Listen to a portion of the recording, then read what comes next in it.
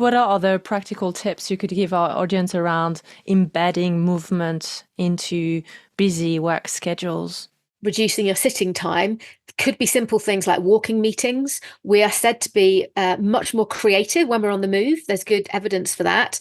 So, okay, maybe if there's more than three in a meeting, it might not be possible, but if it's two or even three people, looking for any opportunity, standing desks, making phone calls when you're standing up, using the stairs instead of the lift, going to the toilet on the floor above the one that you're on, so that you just get a little bit of extra activity in your day. And also, if you can, incorporate it in your commute. Because we look at countries like the Netherlands and they cycle everywhere. And they are getting their 150 minutes without having to do anything other than commuting, because they go to work on their bike and they come home on their bike, and maybe they nip off at lunchtime and walk to get a sandwich. So within their day, they're already getting that exercise. So it could be standing up on the tube. Maybe you don't get a seat anyway, but that's actually, you'd be glad if you don't get a seat, because it's just a little bit more time on your feet, or standing up on the train or standing up on the bus. You can't really stand up when you're driving a car, but you could park a little bit further away. So you've got a little bit of time walking.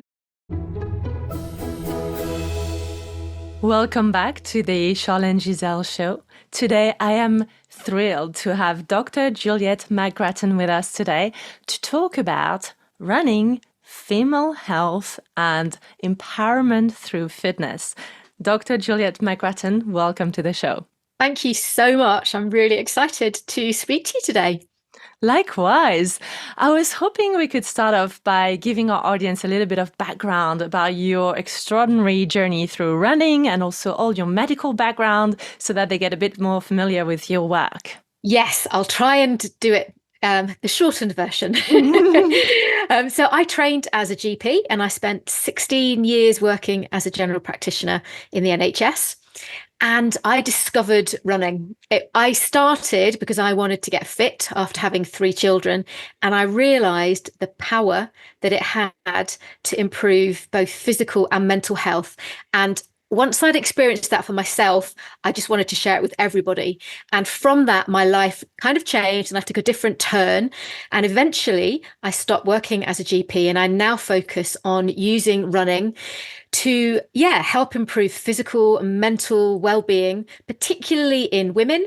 And I have lots of different ways that I do that, which I'm sure we'll maybe cover as we go through the podcast. But I'm not quite where I thought I would be at this point in time. And I'd put that down to learning to run. Oh, tell us more. Well, I think I thought I would stay as a general practitioner and live out my days doing that. And I didn't like running. I tried it lots of times, thought it was awful. My knees hurt, everything hurt. And now I spend my days trying to help other people to start running or to stay running. And I've run marathons, and that's something that I never thought that I would be able to do. So I think that's when I discovered how empowering physical activity can be, not just for you personally at the time, but then the knock-on effect it can have to all areas of your life. And was there something specifically when you were putting on your former doctor's hat that perhaps made you choose running above another sports that you could have picked?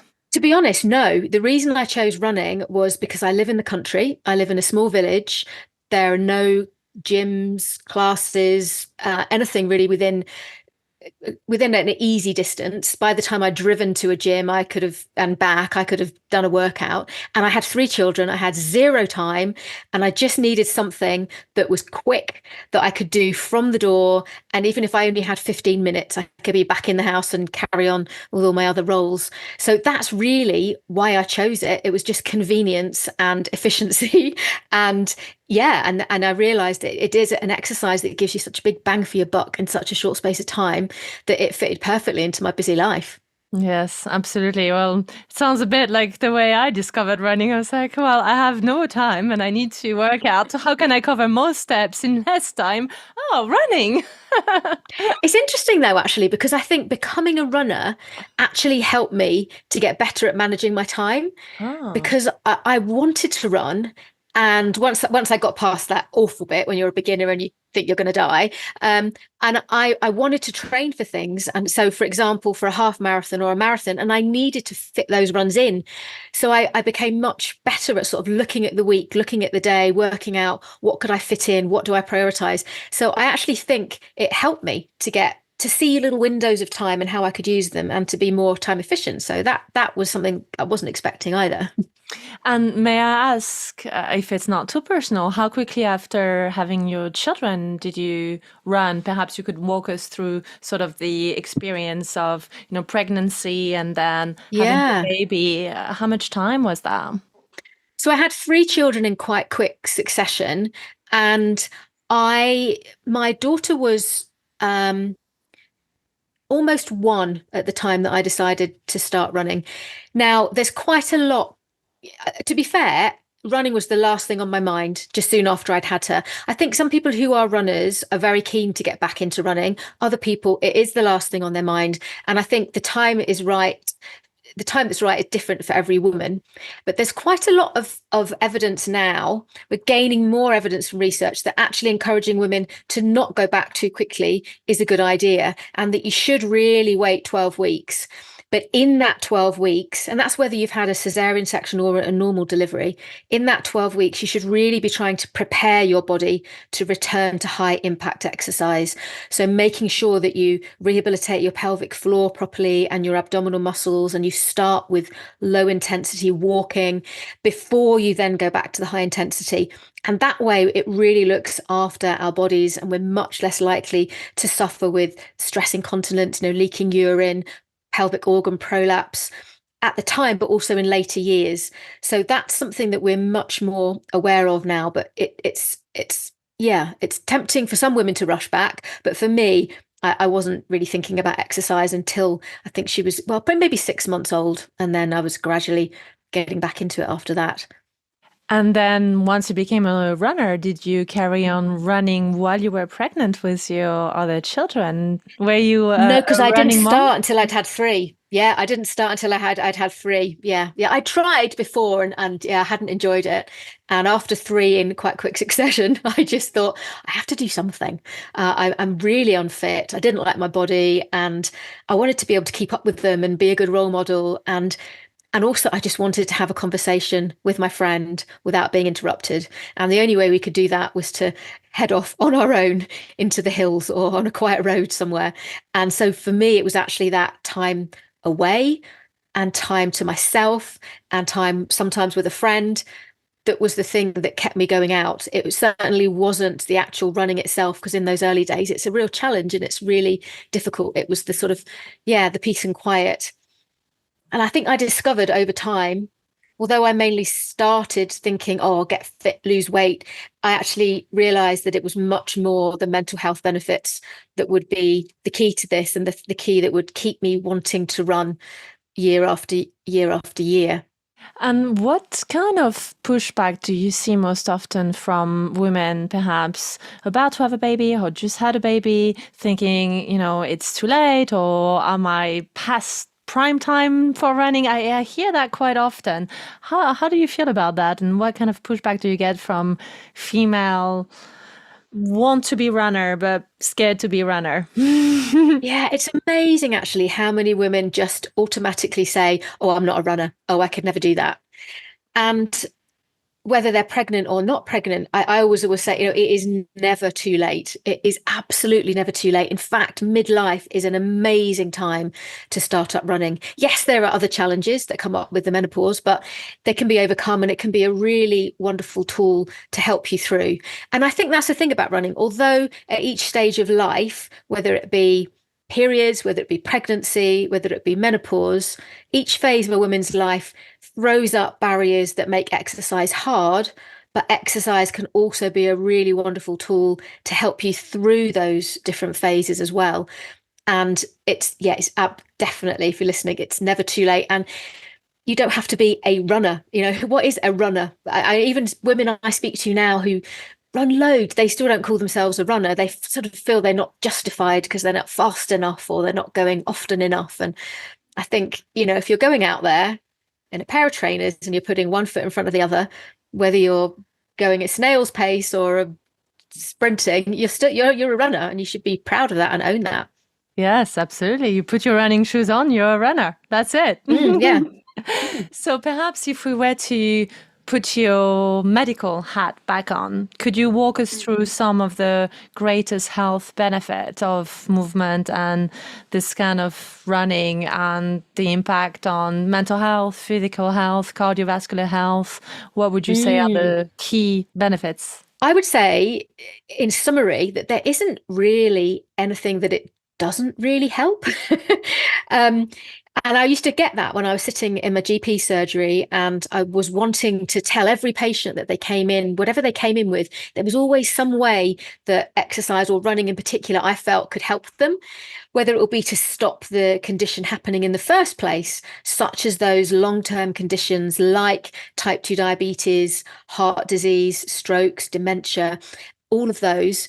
Maybe stop them happening in the first place, but also if they've got them, to help them manage it. Even things like osteoarthritis, the commonest form of arthritis, often called sort of wear and tear arthritis. People would think, oh, well, I've worn it, I mustn't wear out my joints anymore by running, certainly. And there's so much evidence now to say that, being inactive is so much worse for your joints than being active. And actually, recreational running, so, casual running that most of us would be doing because we're not elite athletes, is actually beneficial, and we're less likely to need joint replacements like our hips and our knees in the future. And that running can actually be part of treatment for wear and tear and osteoarthritis. So again, that's another reason that women often and men are often afraid, because they think they're going to damage their knees. There are some caveats, of course. If you're running excessive miles or you've got really bad form or you don't allow recovery days, then potentially you could increase your risk of osteoarthritis. But your biggest risk comes from your genetics, not from the running and hitting the pavement. And do you think there is a sweet spot? I appreciate this is hard to give as a sort of general statement, but do you think there is a sort of ideal number of kilometer per week so that you avoid this excessive wear and tear and you get all the benefits of running and movement without creating damage? To the joints? Mm-hmm. Yes. I would love to say yes, but no, there's not, because it is such an individual thing, because so much of it is your genetics and your lifestyle and your nutrition. So no, I mean, I think to be sensible, you just need to make sure that any exercise you do, you increase gradually. Bones love stress. They love to have a judder through them when your foot hits the ground because it makes them stronger. But they do need time to recover. And it's when you're recovering and when you're sleeping that they get stronger, not when you're exercising. So I think if you increase gradually, so the bones get an increased load that they can adapt, you allow plenty of days for recovery. So when you're a beginner, you might need 3 recovery days a week. When you're running regularly and stronger, you might only need 1 or maybe 2. But also, particularly for knees, strengthening the muscles around the knee. And most runners don't like going to the gym or don't like doing strength and conditioning. But the longer I'm in this job, the longer I realize how important strength and conditioning is, particularly around midlife. If we have strong muscles to support the knee joints, then less impact goes on the knee. So there's not a magic number. It's different for everybody. And that balance, that tipping point at which harm is greater than benefit, there's not an absolute, but I think most of us aren't anywhere near that tipping point. So I don't think it's something that we really need to worry about. And would you encourage most women to aim for a half marathon, a marathon? Do you think that's a milestone to attempt to achieve? No, I don't actually. I think do running because you like the way it makes you feel. You like the benefits that you get from it. As we said, physical benefits, but mental health benefits too. And that doesn't matter if you're doing half a mile or you're doing a marathon. You find what's right for you and what you enjoy. I mean, it's quite nice to aim for a park run, which is just over 3 miles, 5 kilometers. That gives you a real sense of satisfaction. And then you see kind of how you feel. If you never want to go further than that, absolutely doesn't matter. There are some kind of Chief Medical Officer's guidelines and World Health Organization guidelines for the amount of exercise that we all need to do every week for good health. And these are kind of a good first goal, or a minimum then for us to kind of work from. And that's 150 minutes a week of exercise that makes us feel a bit out of breath. So moderate intensity. So for many of us, running would be vigorous because we would be very out of breath. And that means you can do 75 minutes of vigorous activity over the week. And alongside that, you've got 2 sessions of strength work every week, and try to reduce your sitting time. And those are kind of really good. If you're not somebody that's active, those are really good things to set as your first target. And they are a target. If you start with 10 minutes, that's great. You'll eventually get there. But 150 minutes of moderate intensity or 75 minutes of vigorous, or a mix of the both, is a perfect sort of first thing to aim for. And very often in my experience, and I would love to hear your experience, especially when we work in the corporate arena, most busy professionals are quite far off that target. I really think that one of the most important things that we can do is actually to stand up more. Yes. And I'm actually doing this podcast standing up because you can so easily have meetings, work standing up. And it's really interesting because even if you exercise, even if before you go to work you do half an hour on the treadmill, that half an hour doesn't then cancel out the rest of the day sitting. There are health risks, particularly type 2 diabetes, associated with that sitting time. So even if you do that 150 minutes a week and you spend the rest of the week sitting, it doesn't balance each other out. So, and it's so easy to just break up your sitting time a little bit, having something on your screen, something that just, or your watch or your phone, that just reminds you to move every half an hour or so, getting up, literally walking around for a minute. And that in itself can make such a huge difference to our ongoing risk of all types of diseases and improve our future health dramatically without even having to get hot and sweaty. What are other practical tips you could give our audience around embedding movement into busy work schedules? Well, thinking more about the reducing your sitting time could be simple things like walking meetings. We are said to be much more creative when we're on the move. There's good evidence for that.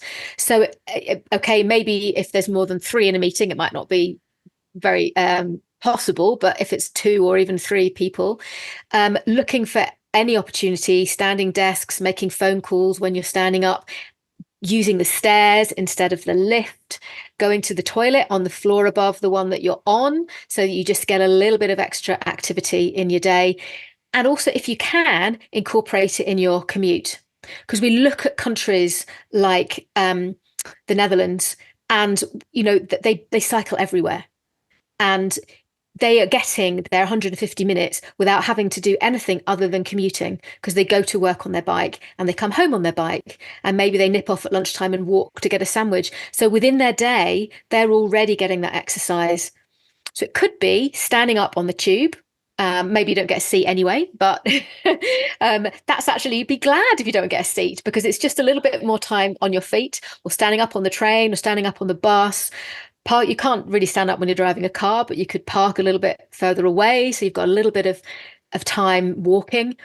And it might seem like nothing at the time, but if it's 10 minutes and you do it twice a day, and you do it for a week, and then you do it for a month, and over a year or 2 years, those 10 minutes, I can't do that quicker maths, but they add up dramatically. Really, really. So those small things, they might seem like nothing, but over time they can make a really big difference.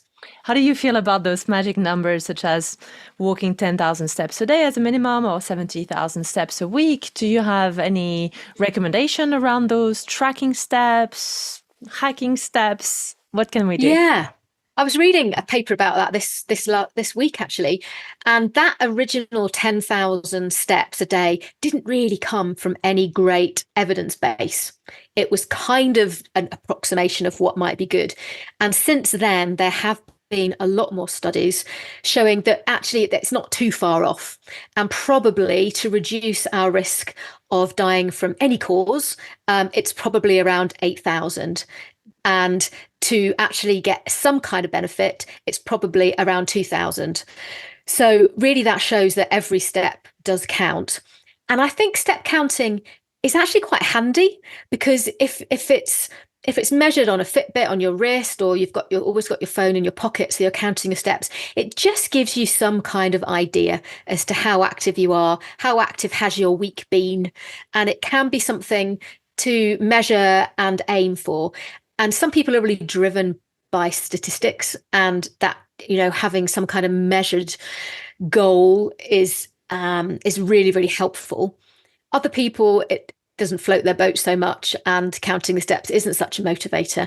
And I think it's finding for you what's the thing that motivates you. But it can certainly be helpful. The more, the better. But definitely, I would say trying to get to around 8,000 is good. What recommendation would you give to a professional listening to us and getting to the realization as they check their phone that they're averaging under 1,000 steps a day, and the most amount of movement they do is from their desk to the fridge and from the sofa to the bedroom, and then maybe a tiny bit of commute and then back into sitting, and perhaps they're wondering why they feel tired, why they feel depressed, why they can't fall asleep at night. Where would we start? Yeah, good question, because it's very common, isn't it? You get out of bed, you get in your car, you drive, you get out of the car, you go to your desk, just as you described. I think the first thing is to not feel overwhelmed. You don't have to do a massive life overhaul. You just have to look for simple things that you can do in your day to move a little bit more. And that's going to look different for every person. But I think sometimes when we set really lofty goals of, well, I'm going to go to the gym every morning before I get to work, we just don't manage to keep them up. So I would look for those simple things, like I was saying, like, maybe looking at, could you walk a little bit on the commute? Is there any way you could park a bit further away? Could you literally just have a something on your laptop that reminds you to get up and move and take a few steps every hour, and not feel overwhelmed by suddenly having to get to 150 minutes a week or 10,000 steps? Just know that everything you do is great. And the other thing, which again motivates some people, is to work alongside somebody else, to find someone else who's trying to do the same thing, because community is so important in changing our behavior. If we can find other people that we can be accountable to, like any goals, I'm sure, you're an amazing coach, and I'm sure you're often telling people this, but if you can find someone else who's on the same journey, or who you could just be accountable to, then that can really be a good motivator. Absolutely. I run with a friend and just did a half marathon this weekend, actually. Yay! Hampton Court Oh, well Palace. done. That was fun. And the reason I'm sharing that is I found that having that buddy system whereby you keep up the challenge and you set a goal together and you plan ahead is really motivational. So one thing that I do and I recommend my clients do, and I would love your take on it, is to have at least one event, be it a race, be it a challenge, to look forward to per quarter. So roughly 4 events a year. They don't have to be marathon, but a challenge. It could be a hike, it could be a very long walk, it could be something that takes you a little bit out of your comfort zone and feels a little bit like a stretch, and to do it with somebody so that you have this accountability system. Again, it can be a professional coach, but it can also be a girlfriend, it can be a friend, a community member, a family member. How do you feel about that, about having these events to look forward to and constantly having a goal to keep you accountable to? Yeah, it's a wonderful source of motivation. And I know myself and my own journey, most of those big challenges I've done, I've set alongside somebody else, and then we're texting each other saying, oh, what's on the plan this week, and arranging to run. And when they're turning up at the front door, there's no getting out of it. Having that goal to work towards it is brilliant. The only thing I would say is, sometimes my experience is that running can then sometimes become a pressure, because you've got something that you're aiming towards and you kind of have to go, and then you find yourself wanting to get a particular time. So there have been years when I've just sort of had a fallow year and just thought, no, I'm just going to run because I just want to be in nature and I want to listen to the birds and I don't want any pressure, and I want to run because it makes me feel nice and not have something that I'm aiming for. But then there are times when I've got out of the habit a little bit and thought what I need is a goal, like last year and this year. And I tend to set two a year. Um, one bigger one and then maybe sort of a smaller one, and they really do keep me going. And if you are someone who's struggling with motivation, that's a great kickstart to get you on the right road and moving regularly, definitely. Could you perhaps share with us some of the biggest challenge you have faced as a runner, or some of the hardest challenges you conquered? Yeah, I'd love to. So the furthest that I've not done any ultra marathons, but the furthest I've done is marathon distance, and I think I'm on 11 now. And I've had some that have gone really well and some that have gone really not very well at all. There's nothing quite like your first marathon, I don't think. And my first one, I was lucky, it was London. And I trained with a friend and we had the training program and we really followed it to the letter, and it was hugely successful, and we crossed that finish line and then felt like if we can do this we can do anything, which is that amazing empowering feeling that running gives you. And then after that, some of the marathons went okay, some of them went not so well, but last year I decided to set the Manchester Marathon as my goal. And I hadn't done a marathon for 4 years. We'd had I think it was 3 maybe. We'd had COVID, and I'd also decided that I was going to have a rest from them because they do take up a lot of your time and your energy. And I knew I could get round, so I didn't have anything to sort of prove to myself. So I had a few years without doing them.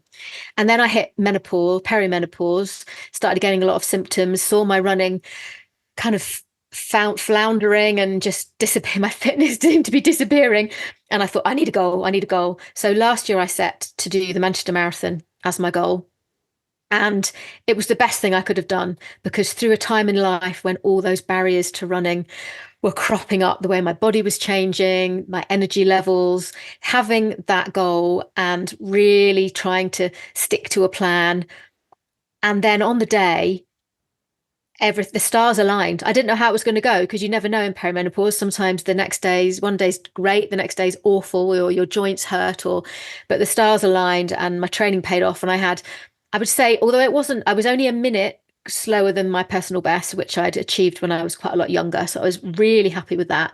But most of all, I was happy that it was absolutely the best that I could do on the day, because in previous marathons, I'd kind of got to that.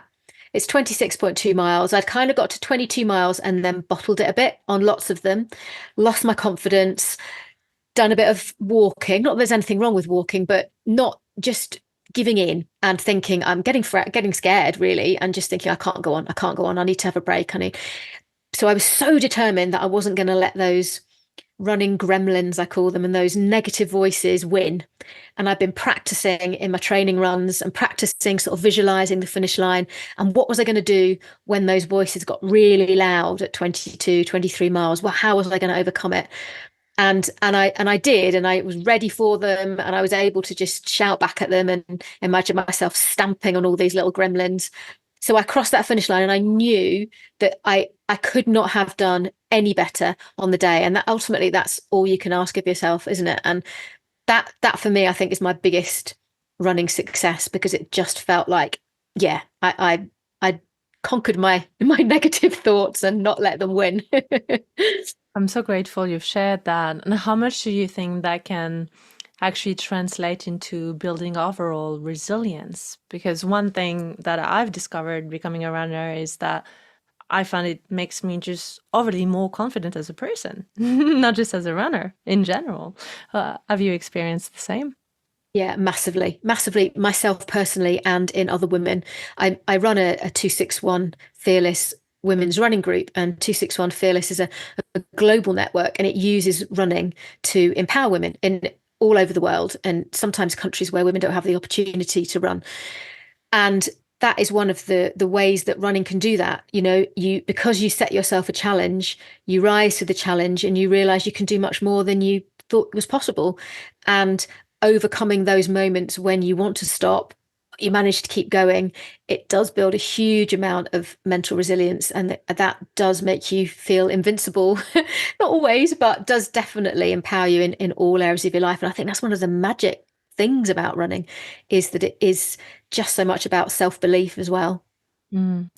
And you mentioned something very personal, which I'm deeply grateful for you opening up about. And it's a topic that I would love for us to explore a little bit further. You talked about your experience with perimenopause and how that affected your overall sense of wellness and fitness. Could we dive into that a little bit?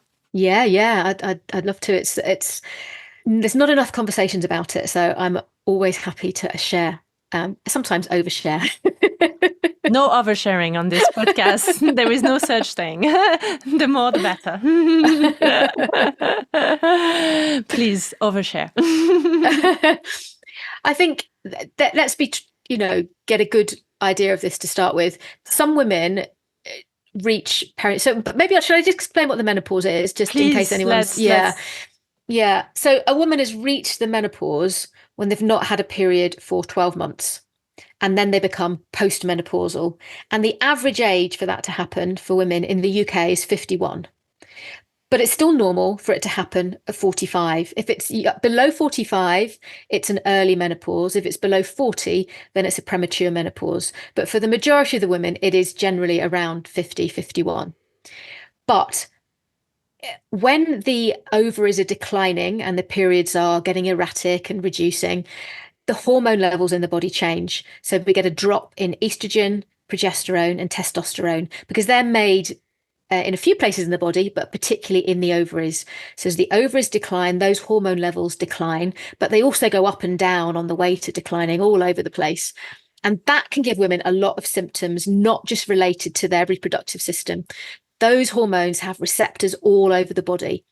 So in that lead up to the menopause, and it can be as long as 10 years before your periods stop, you can get a whole range of symptoms. And they go from, well, every symptom in the body, every system in the body. So it could be things like palpitations, anxiety, alterations in your mood, brain fog, where you suddenly stand up to give a presentation at work and you have no idea what you were going to say. Really, off-putting, losing your concentration, feeling like an imposter, losing your self-confidence, feeling very low. I mean, these are all the mental health sort of symptoms. And then we get the physical health where you get hot flushes, which a lot of people have heard of associated with the menopause, sweating at night, breast tenderness, digestion issues, aching joints, bladder symptoms. I mean, I could go on and on and on. There's, about 100 symptoms. And those, a lot of women, because they can happen 10 years before you reach the actual menopause, a lot of women aren't expecting those symptoms and don't associate them with the menopause. Because if you imagine it's still normal to have your menopause at 45, 10 years before that is 35. And I don't think many women in their late 30s are expecting a symptom they have to be related to their menopause. So I think it's first of all being aware of the range of symptoms and also that they can happen to women a lot earlier, but they can have a significant impact on their everyday life and on their work life too. Some women go through it fine, no problems. Other women, it's really, really debilitating. I think 75% of women get some kind of symptoms, and 25% of them say their symptoms are really severe. So it wouldn't be surprising for a woman in her early 40s to be experiencing perimenopausal symptoms. Absolutely. And, in my own journey, that was about the time that I really started disliking being a general practitioner and feeling very stressed and quite anxious and losing my confidence. And now I look back and I think, oh my goodness, I wonder if I was perimenopausal, because I wonder if I'd had a little bit of HRT or something, whether I would have felt differently. And I don't want other women to be in that position. I don't think ultimately I left my job because of the menopause, because I had other interests that grew and I wanted to pursue. But I do wonder what impact it actually had on me. And I think that was and I was a doctor, so that's lack of awareness, and that's common in all doctors. So there's a lot of education going on, and this is a big hot topic in the media, and I think women are becoming more aware. But if I've heard similar stories from GP colleagues as well. If we didn't know what was going on, what hope is there? And that can also be associated to an increased risk of burnout in that period. If a woman is feeling more and more anxious, more and more stressed out, less and less confident, and working, and perimenopausal, that can really contribute to burnout. Absolutely. Was mine burnout? Was it perimenopause? It's probably a mixture of everything, isn't it? And it's a shame. It's such a shame. And many women, I can't remember the statistics off the top of my head, but they leave work, or they don't go for promotions, or they reduce their hours, or they change their roles because of it, which is tragic. And these are women in the prime of their working careers with huge amounts of experience and so much to give, shrinking back and becoming less and not putting themselves forward for things because of what's going on in their hormones in their body. One question that I often get from clients, and I would love your Dr. Hatt's answer on that, is a woman having had or not having had a child going to impact their timing for perimenopause or menopause? Not necessarily. It's there may be some cases where it is linked, but not enough really to make a big difference. But it is family history of when perhaps your mother or sisters have the menopause can sometimes be helpful, particularly for those who maybe have a premature or early menopause. There definitely can be a genetic link to that, and that's important because if you do think that you might be in the perimenopause at those younger ages, then really hormone replacement is recommended for you to just replace the hormones that you would have already normally have had up until the age of around 50 when you would be menopausal normally. So that's a situation where somebody should speak to their doctor and see, and perhaps get some hormone blood testing to see whether they are having an early or premature menopause, because then they may be given different treatment options, and that's really important. So would that be your recommendation in terms of first step if we have members of our audience listening and thinking, oh, a lot of these symptoms I can relate to, I'm experiencing a lot of anxiety, my confidence is low. Would it be worth starting off with a blood test to check hormonal level? So the hormonal blood tests are a bit tricky because they just capture what your hormones are doing at that one moment in time, which, as I've just said, they could go up and down and all over the place in perimenopause. So you might get a blood test which is normal when actually you are perimenopausal, and similarly, you may get one that's abnormal when you're not really there. So they're not particularly helpful, but we don't tend to do them for women who are at a normal age of perimenopause, so 45 and over, because it's a bit of a red flag if somebody's wanting to repeatedly check your hormone levels, and then give you some expensive supplement and then recheck them, because they're not going to give you a very good picture. But if you are younger and you may be a premature or early menopause, then the GPs would generally do a test, but then they would repeat them after a month or 3-month intervals to really see where you're at. But in perimenopause in women over 45, it's really what your symptoms are and how you feel. That's called a clinical diagnosis, and that is much more important than the numbers on a blood test result. Although having said that, it's always complicated, isn't it? But there are other things that can make women feel like that. So if they were deficient in iron or anemic, or their thyroid function, their thyroid was being underactive, those kind of things can give you symptoms such as tiredness and fatigue and dry skin and low mood, etc. Similar symptoms to the perimenopause. So if you are really, having those symptoms, then your GP may suggest blood tests, but they might not check your hormones, but they might check those other things to rule out any other conditions that might be making you feel the way you are. Mm-hmm. And if a woman is perimenopausal, what are practical and holistic steps she can take other than HRT? Is there anything else that can be done in terms of lifestyle changes or adjustments? Yeah, that's a really good question, because I think there's so much in the media at the minute about you must take HRT and HRT will stop this disease and that disease. And while there is some truth to some of the stuff that's out there, and HRT can be life-changing for some women, you don't necessarily have to take it. as long as you're not premature or early menopause, and even if you do, a holistic approach and looking at your lifestyle is crucial. And it's going back to basics. It's really trying to exercise. Although it can be harder at that time, the benefits that you'll get from that are really in terms of preserving your bone strength and looking after your muscle mass and reducing your risk of heart disease and type 2 diabetes and all those diseases which get more common as you get older. Exercise can help with all of those. So exercise is really important. And also looking at what you're eating, because we know that around this time we do start to lose bone mass and particularly muscle mass as well. And we need our muscles. Our muscles, yes, they move our arms and our legs, etc., and help us to run, but muscles actually also help to reduce our risk of disease. Because when you use your muscles, they release myokines, and myokines are anti-inflammatories and they zoom around in your circulation.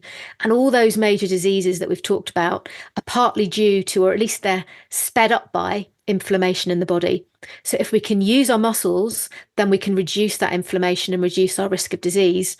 But our muscle mass is declining. So first we need to do some strength exercises and be active to preserve and grow muscles, but we need protein. We need protein to help build those muscles. So really looking at our diet and making sure that we're having plenty of protein. And it's best to spread it out through the day rather than just taking it all in one big protein shake, trying to have a little bit of protein in the morning with breakfast, with each of your 3 meals, or even a snack, some almonds and nuts and seeds and things as a snack will give our body all those building blocks that it needs to make and preserve the muscles, which are so important to us. So exercise, nutrition, trying to eat as well as we can, not easy when you've not got much time, but trying to make healthy choices when possible, and sleep and recovery. Sleep's often really affected, but looking at what we can do to improve our sleep. And sometimes that comes down to reducing stress as well. Women who have high stress levels are found to be more likely to have worse menopause symptoms. So really, it's so easy to say, isn't it? Reduce your stress levels, but looking at what you can delegate and giving yourself proper relaxation time and switching off screens and things to lower your stress levels may have a positive impact on your menopause symptoms as well. Mm-hmm.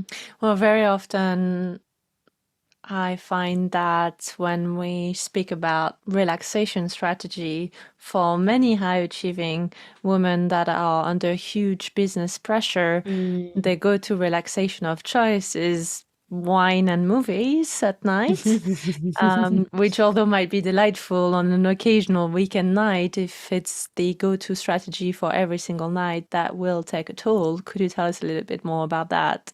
Yes, I mean, we don't want to get rid of all our pleasures, do we? Those having some wine and watching a film, wonderful. But like you say, if it's happening every night, then we know again that alcohol can make our symptoms worse, can certainly affect sleep, probably makes hot flushes and night sweats more common as well as excess calories. And at a time when we sometimes find we start gaining more fat around the middle of our body, it's not really going to be very helpful. So by all means, yes, enjoy those things, but just look at what other things you could do on school nights, as I call them, rather than I call them that too. rather than at the weekend. I mean, again, everyone's different, but it's finding something that just takes your mind away from your worries. Now, that could be exercise, but it could be a funny film. It could be laughing with your friends, finding things that make you laugh. Could be a really good book. It could be yoga. It could actually be meditation. And that takes a lot of practice to keep your mind meditating rather than thinking about the things that are on your to-do list. But I really, if you can work at it, and you can even just start with a couple of minutes and gradually add to it. I'm not a meditation expert and I do find it hard, but I do read so much about the benefits of it. So it's something that I'm trying to get better at as well. I practice hypnotherapy and meditation at night to fall asleep, and it's been a complete game changer. I used to be insomniac, and that has been completely amazing in terms of switching my mind off and helping me fall asleep. So, yes, I think that's very important to talk about. One thing that I wanted to ask you, because you mentioned the benefit of exercising to release stress, but what I find, and sometimes some of my clients say, but I find movements stressful because I'm not good at it. So particularly if we take the archetype of a very successful businesswoman that is very accomplished and hasn't really worked out much, the thought of being a beginner again, right? And doing something that they, quote unquote, may not be good at, even though we're not applying that judgment and we're looking at it from a neutral frame. But that person feels like she's not good at it, hence doesn't want to do it. Is that something that you've seen as well? And what could you say in terms of overcoming that barrier of doing something you're not good at? I totally get that, and I think that's something that I struggled with, and that's especially those who've got children as well, Yes. because as when I had my first son, oh my goodness, he was bless him, I wouldn't say awful, but he didn't sleep. I had no control over when I slept, and I felt so powerless because previously when I wasn't good at something, I went away, I read, I practiced, I got better at it. But in this situation, no, it wasn't in my control. He was just a colicky baby, and there was nothing. I wasn't doing anything wrong. And I think for me, actually, then using running was something that helped me to something that I could control. I had control over, because so much of what we do in our work life is often at the direction or the mercy of other people, whereas the running was just for me. And although I'm a perfectionist and I didn't like it because I couldn't do it to start with, that actually was something that I enjoyed about it, because as a beginner, you very quickly see yourself getting better, and seeing that improvement is something, it's really positive, and it's really motivational. And I think in those situations, again, like you were saying before, it's finding somebody else to go on that journey with you, because there are so many women out there who want to do exercise, but they don't really know where to start. And a lot of it is that they just feel like they'd be useless. So again, I think finding other people in that position and getting them on board and doing something together can actually be a really wonderful way to overcome it. Mm-hmm. Yes, absolutely. What's your take on that? Because I think that's a really interesting question. I'm kind of thinking on my feet here. Well, I had to go through that, and it was extremely triggering. I would describe myself as a type A professional perfectionist, definitely. And I'm not very good at initially doing things I'm not very good at. I had to learn that through sports, and actually sports completely changed my attitude towards embracing the joy of humble beginnings and being a beginner, and actually accepting that, yes, this is really outside my comfort zone, and I'm probably not going to make the Olympics, but I'm not doing it for that reason. And actually embracing the fact that you can become an athlete even if you were not born one, over the years, through training and education, and you didn't have to be constantly chasing a personal best or constantly chasing a race. It's the consistency and the resiliency. But I cried on my first run. I cried because I thought I was not a good runner, and therefore, was it worth it to pursue? I was quite impatient. I wanted to see results. I was in pain. Was quite stroppy. What made you go out for a second run? I was listening to a lot of inspirational runners at the time. So Dean Karnazes is one of my inspiration, and I've actually had him on the podcast. And Oh wow, I have to go and listen. yes, he really inspired me, and some of the things that he said around just one step at a time, put one in front of the other and keep running. And specifically for me, I realized, even though I had a very bad first run, that it was a moment in time where I could switch off my brain. And it's only when I intellectualized the run that I was having a negative attitude. And that's how I realized how dissociated I was at the time. Yeah. And that's when I began the whole process of, coaching and therapy, and that completely altered my way of operating as a person and as a professional. And through running, I actually learned embodiment and to drop into my body and to feel those feelings.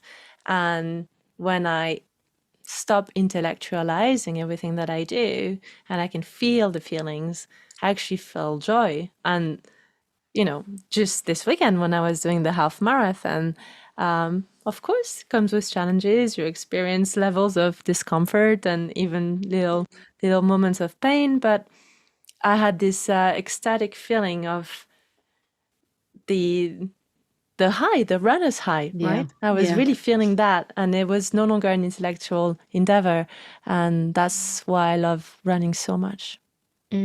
Oh, thank you. That's wonderful to hear that story. Oh, I didn't expect to share it today, so it's nice to be asked. I love running. It's a big part of my life. Yeah, and I actually credit a lot of the good ideas I have in business to running too. Well, that's interesting, because that is definitely something that one of the major benefits for me has been creativity. I think as a doctor, there was very little space for creativity, and I was definitely a creative child. And going back to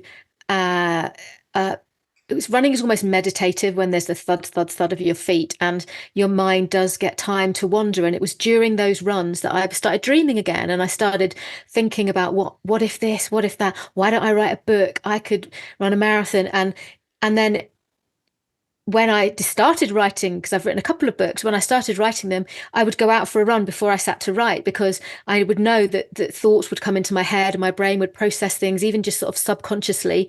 And then when I sat down to write, it was so much easier. And so I do use it as a tool for my work. If I've got a presentation to give and I just sit down to do slides, maybe I can't think of anything very inspiring. I'll go out for a run and I'll think through the slides while I'm on my run, and by the time I come back, I've got it, and it's so much better. So I think it's a wonderful tool to use to help you be creative in your work. Definitely. I'm so glad you said that. When I feel stuck, on an idea, or like you said, a presentation, I run on it.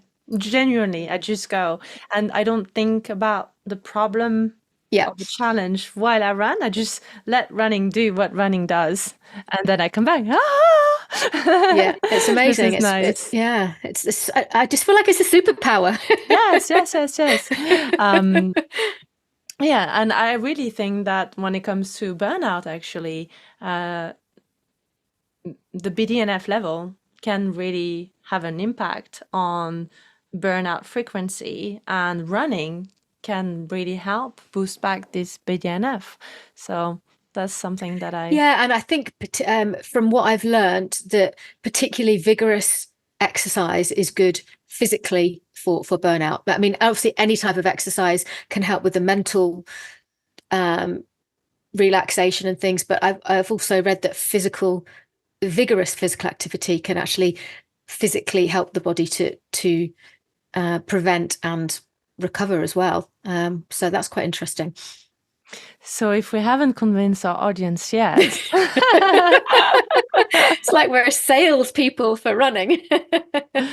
Good marketing pitch. Oh, well, the one thing that I wanted to ask you about before we wrap up, if you don't mind me asking you one last question, is stubborn weight. Because we do have this coming up quite often, and particularly in the female community.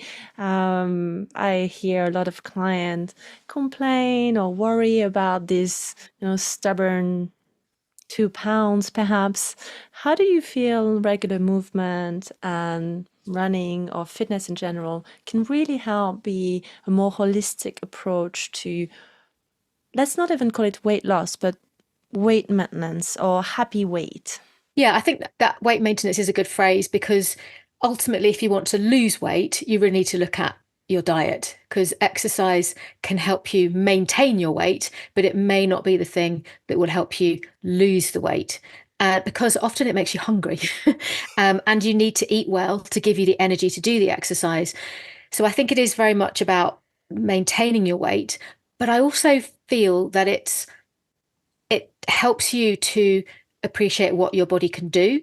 So it gives you body confidence in a different way that can help you appreciate your body rather than feel like you're punishing your body. And I always encourage people to run because they want to run, not and the benefits that will give them, not to run for losing weight, because probably unlikely to happen if that's the only thing that they're doing. But also, if you exercise regularly, you do find, I certainly find, and I've heard lots of people say that then actually they start to want to make healthier choices in their food. They've just become a little bit more interested in what they're eating to fuel their exercise, to recover from their exercise. And somehow it just becomes easier to make good choices. So I think it is part of a bigger picture, but it is also really appreciating the capabilities that your body has and what it can actually do for you, and you can learn to love your body in a different way, whatever shape it is. I think in midlife it is a challenge because lots of women around midlife, if they're in perimenopause, do find that their body composition changes. So because they're losing muscle mass at the same time, they also do increase their body fat composition, and that often settles around the middle of the body and around the waist. And that's important because if you're gaining fat around the middle of your body, you're almost certainly gaining fat internally, and it's your deep visceral fat, which is around your internal organs, that is the stuff that causes the inflammation and increases your risk of all those diseases.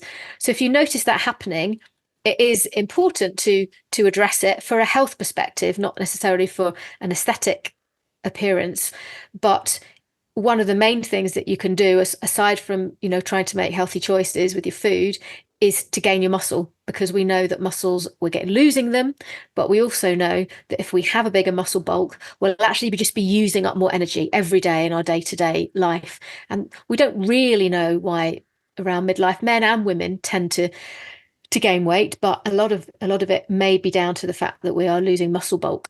So if we can replace that, and that means that the scales aren't always very helpful, because the scales may go up.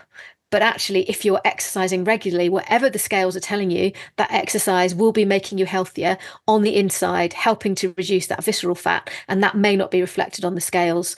So I would say it's much more important to go by how you feel and to exercise regularly for yourself and the joy and the health benefits it gives you, rather than anything that it might do to the number of pounds that your scales are telling you. I'm quite old school. I check my waist with a measuring tape, and I find that a lot more telling than jumping on the scale. A lot more. Yeah, absolutely. It is a good indicator. And again, that will go up and down if you're a bit bloated or, a bit of water retention and things, but that is a good indicator. But what is also interesting, sorry, I could witter on for ages, Please. but what is interesting is you can't tell by looking at somebody how much visceral fat they have. And they say that's that harmful internal fat. You can have two people who are the same BMI, same body mass index, and have the same waist circumference, but one of them might have a lot of internal visceral fat and the other may have very, very little. And so that's where exercise is for everybody. And I think in the past, as a doctor, and maybe when I was working as a GP, I almost didn't want to start those conversations about exercise with people, because they immediately assume that you're saying that they're overweight.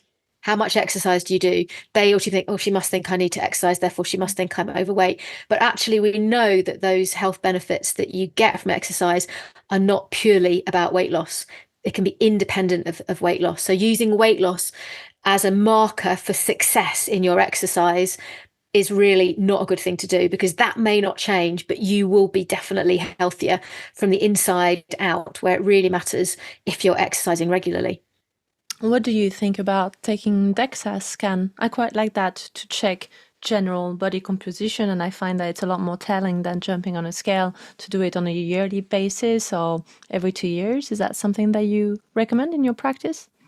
You've got to be a little bit careful with how accurate the scales are that you're using, really the ultimate way is to go through an MRI scanner, and that will, that's not appropriate, or for everybody. But the scales you get in the gym, or the ones you can get at home, that kind of tell you what your internal fat, your body mass, gives you the fat and muscle ratios, etc., can be quite inaccurate. A lot of the time they're not necessarily based on female data, they might be based on male data, so they may not be entirely appropriate, and they can be quite inaccurate. But again, it's one of those things, whilst their individual reading might not be helpful, over time the trend of what's happening can be encouraging and motivating. So I would say, if you're going to do that, do it somewhere with the best equipment that is available, and you then, a follow-up will tell you whether your body mass, whether your muscle mass has increased a little bit, whether your fat mass has decreased a little bit. But don't be too fixated on the numbers. Look at the trends over time, particularly if you're just using a cheaper version in a gym or a home scale. Yes, great advice. And also, I think there is the ultimate dress test. That one is quite reliable, isn't it? The dress test, or the skinny jeans test. Yes. Yes, I think those are very good tests. We all have one of those, right? Yeah. They're currently in my bottom drawer at the back at the moment. Yeah. Hidden away. Yes. Oh, well, I've thoroughly enjoyed this conversation. There is one more thing I would like us to point the audience to, and it's your amazing book, Run Well. Could you perhaps tell us a little bit more about it, and also let us know what is the best way to get into your world if our audience wanted to learn more about running and all the wonderful things that you do? Oh, thank you. The easiest thing is to just go to my website, which is drjulietmcgrattan.com. And on there, on the menu, you've got all the different things that I offer. So Run Well is a book that I wrote for runners, men and women, and it's all the common questions that runners have about their health. These are questions that when I was a doctor, I didn't necessarily know the answers to. It wasn't until I became a running doctor that I started to look into these questions. So every system in the body, there's hundreds of questions in there. Will running ruin my knees? Should I run with a cold? Can I run straight after a cervical smear? Anything you can think of over the years. So that's for men and women. But if you are a woman who is wanting to become active, or is active but finding your body is affecting your ability to exercise, whether that be pregnancy, menopause, fatigue, then I've my first book is called Sorted: The Active Woman's Guide to Health, and that is all women, all types of exercise, hopefully to help you overcome some of those issues, niggles, reassurance, book to have on the shelf to dip into. But both of those are on my website, along with my speaking and coaching and all the other bits and pieces that I do as well. Wonderful. And we'll add that all to the show notes as well. Thank you. Dr. Juliet McGrattan, I'm so glad for our conversation. It was an absolute honor to have you. Thank you so much. And I'm really glad that we had this running doctor conversation. I like this term, running doctor. Thank you so much. It's been great to talk about my favorite topic. You can see I get quite excited and speak quickly and witter on, but hopefully that's been some help to lots of people in your audience. Thank you for having me. It's been a huge help. Thank you so much, and speak soon. I hope we'll run together. Yeah, that would be amazing. Let's plan a running date, shall we? Definitely. Okay. Bye. Thank you for spending your time with me today and listening to this episode. Remember to subscribe so that you can receive weekly updates. And if today's message resonated with you, please remember to share it with a friend, a colleague, or a loved one who could really benefit from this episode.